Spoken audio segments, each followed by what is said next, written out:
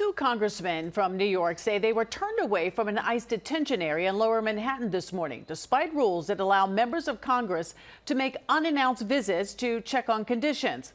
Eyewitness News reporter Lauren Glassberg is live with the story. Lauren?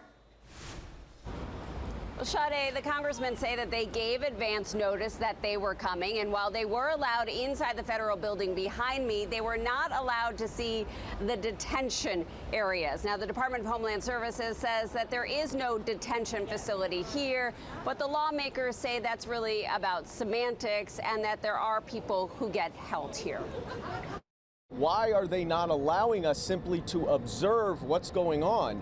What is going on behind those closed doors that they are so afraid of us to see? Their questions Representatives Dan Goldman and Gerald Nadler want answered, which is why today they went to 26 Federal Plaza to see where and how immigrants are being detained by ICE. If people are detained there, it's a detention center.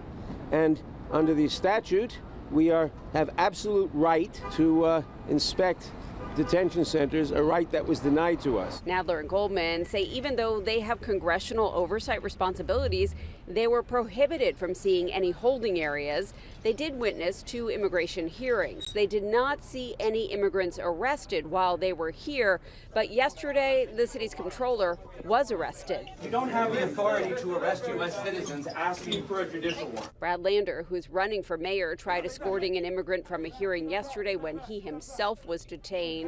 He says at these hearings, immigrants are now being given the option to have their deportation cases dismissed. They think that's a good thing, but it actually strips them of asylum status. Without status means you are subject to expedited removal, and you might be grabbed by ICE agents as you get to the elevator lobby.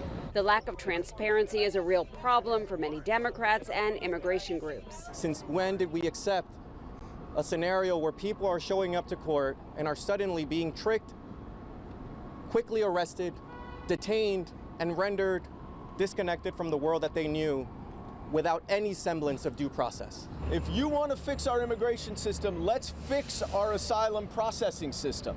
That's how we do it, not to deceive people.